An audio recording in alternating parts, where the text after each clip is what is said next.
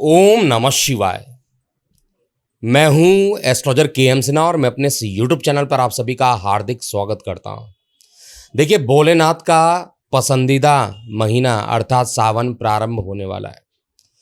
सावन को कब आप सेलिब्रेट करेंगे? सावन का जो मंथ होता है शिव जी के लिए समर्पित होता है।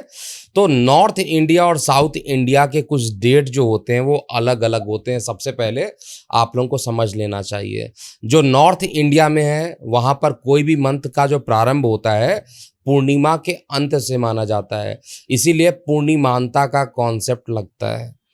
उदाहरण के लिए 10 जुलाई 2025 को पूर्णिमा होगी और इसका जो अंत होगा 10 तारीख को होगा, यानी 11 जुलाई से हम ये कह सकते हैं नया मंथ प्रारंभ हो जाएगा। तो पूर्णिमा का अंत होना ही पूर्णिमांत कहलाता है।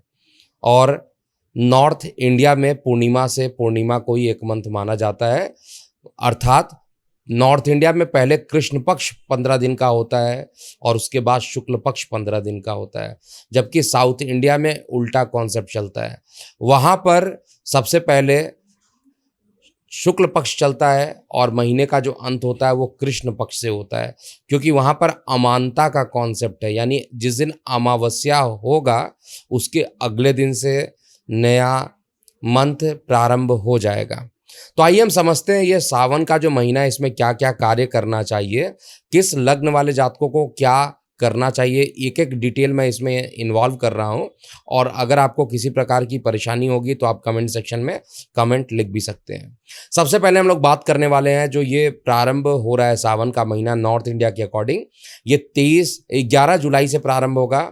मैं फिर से रिपीट कर रहा हूँ, 11 जुलाई 2025 से प्रारंभ होगा और 9 अगस्त 2025 तक चलेगा, जबकि साउथ इंडिया में इसका प्रारंभ 23 जुलाई से प्रारंभ होगा। कॉन्सेप्ट मैं बता चुका हूँ क्यों अलग अलग जगह पर अलग अलग जो हिंदी के महीने होते हैं स्टार्ट होते हैं। तो हम लोग बात करेंगे सावन के महीने में क्या उपाय किया जाए जिससे कि भगवान भोलेनाथ प्रसन्न हो जाएं, और इस समय क्या ग्रहों के गोचर बन रहे हैं इसको भी हमें समझना चाहिए। देखिए, जिस समय ये पूरा शुभ महीना प्रारंभ हो रहा है इसमें बृहस्पति देव उदित भी हो गए हैं, यानी बृहस्पति देव जो काफ़ी समय से अस्त चल रहे थे अब वो उदित हो रहे हैं। साथ में शनिदेव की वक्री गति भी 138 दिनों तक प्रारंभ हो जाएगी 13 जुलाई से लेकर। तो शनि के वक्री गति का प्रत्येक लग्न पर क्या प्रभाव होगा उसको अलग वीडियो में आप देखिएगा। आज हम लोग केवल सावन पर बात करने वाले हैं।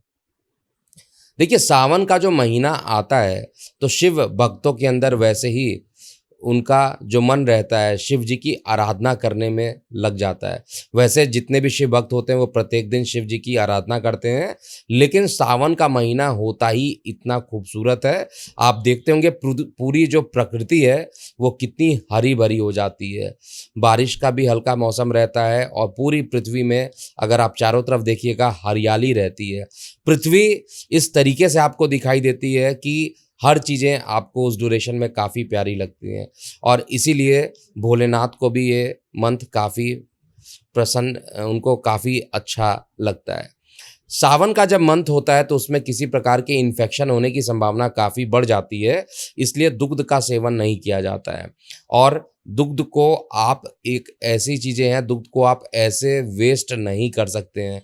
कभी भी जो दुग्ध होता है उसको हमेशा भोलेनाथ के ऊपर शिवलिंग पर ही समर्पित किया जाता है। ऐसा करने से आपका चंद्रमा मजबूत होता है और आपकी जो निगेटिविटी है वो ख़त्म होती है। जब आप ज्योतिर्लिंग के दर्शन करते हैं तो आपके शरीर में जितनी भी निगेटिव एनर्जी है वो स्वच्छता से या अपने आप कहा जाए स्वेच्छा से अपने आप वो निकल जाती हैं।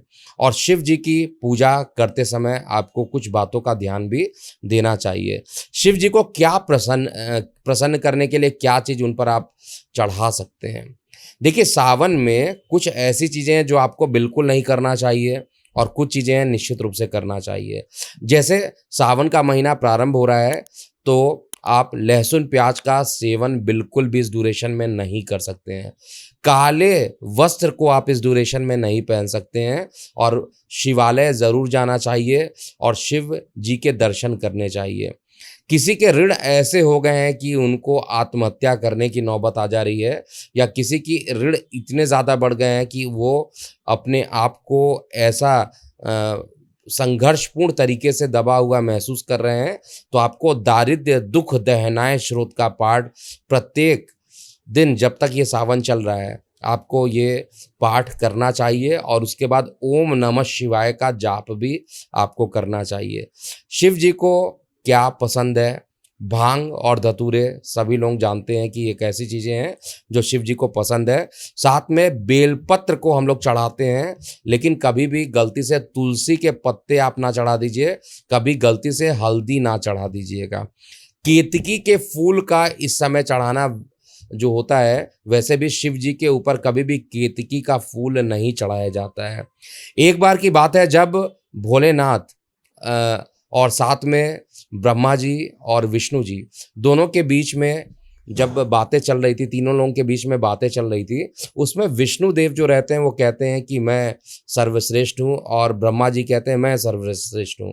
तो ऐसे कंडीशन में जो भगवान भोलेनाथ कहते हैं कि जो भी मेरा अंतिम छोर को टच करके वापस आ जाएगा वो निश्चित रूप से वो विजयी होगा। और दोनों ही देवता एक नॉर्थ की तरफ गए, एक साउथ की तरफ गए, किसी को कुछ मिला नहीं। लेकिन ब्रह्मा जी जब जा रहे थे वहाँ पर केतकी फूल थी, और केतकी से ब्रह्मा जी ने बोला आप प्रूफ के लिए रहिएगा, जब शिव जी पूछेंगे तो आप बताइएगा कि यही अंतिम छोर है। ब्रह्मा जी के इस बातों को देखकर भोलेनाथ बहुत गुस्सा उनको आया, और उन्होंने अपनी त्रिनेत्र से जो उनका 5वां सर था वो खत्म कर दिया, उड़ा दिया। क्योंकि केतकी ने झूठ बोला था, इसलिए कभी भी सावन का जो महीना होता है उसमें केतकी के फूल को नहीं चढ़ाना चाहिए, कभी भी हल्दी नहीं चढ़ाना चाहिए। और साथ में भोलेनाथ को जो भी चीज़ें निगेटिव लगती है, ऐसी कोई भी चीज़ें भोलेनाथ को आप नहीं चढ़ा सकते हैं।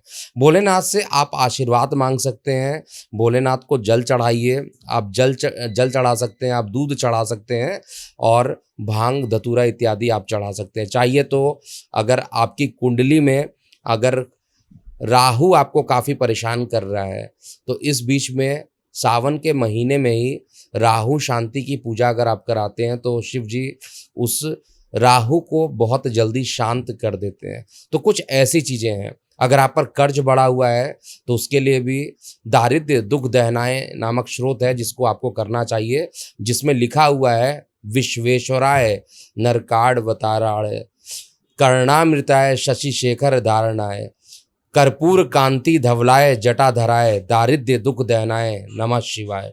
तो इस तरीके से अगर आप देखिएगा तो 8 के रिपीटिशन में ये श्लोक है, 8 पॉइंट इसके अंदर है, जिसमें हमेशा भगवान से ये प्रार्थना किया जाता है कि जो भी परेशानी आ रही है वो उसको दुख और दारिद्र्य जो भी डेवलप हो रहा है, जिस प्रकार के ऋण आपके ऊपर चढ़ चुके हैं, उन सभी को दूर करने के लिए भगवान भोलेनाथ को हम लोग स्मरण करते हैं। दारिद्र्य दुख दहनाए नामक स्रोत को हम लोग पाठ करते हैं, और ये बहुत आराम से आप लोगों को गूगल पर अवेलेबल मिल जाएगा। आप इसको डाउनलोड कर लीजिएगा, मैं डिस्क्रिप्शन बॉक्स में भी इसको पेस्ट कर दूंगा। जिसको दारिद्र्य दुख दहनाए स्रोत करना है इस ड्यूरेशन में कर सकते हैं, लेकिन आपको इस पूरे ड्यूरेशन में सात्विक रहना पड़ेगा।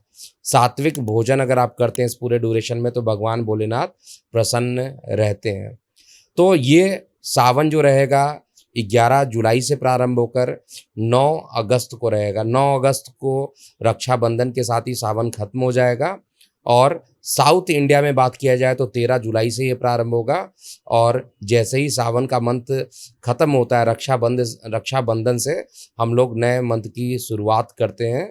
और आपको उम्मीद होगा कि ये जो मैंने आपको बताया A to Z, जैसे इस ड्यूरेशन में बाल और नाखून बिल्कुल नहीं काटना चाहिए, ब्रह्मचर्य का पालन करना चाहिए, काले वस्त्र को धारण नहीं कीजिए, और सेंधा नमक भी इस समय नहीं लेना चाहिए, उसको भी शुद्ध नहीं माना जाता है। आप चाहिए तो घर में साफ सफाई करने के लिए गंगा जल का प्रयोग कर सकते हैं। लाल या गेरुआ जो वस्त्र होता है उस पर शिव परिवार की मूर्ति को आप या फोटो को स्थापित कर सकते हैं। दीपक जलाइए, ओम श्री गणेशाय नमः मंत्र का आप जाप कर सकते हैं। और गंगा जल हुआ, बेलपत्र हुआ, धतूरा, भस्म, सफ़ेद भस्म आते हैं, फूल आते हैं, मिष्ठान होते हैं, ये सब कुछ आप भोलेनाथ पर चढ़ा सकते हैं। और माता पार्वती को भी प्रसन्न करने के लिए 16 श्रृंगार जो होते हैं वो भी आपको करना चाहिए।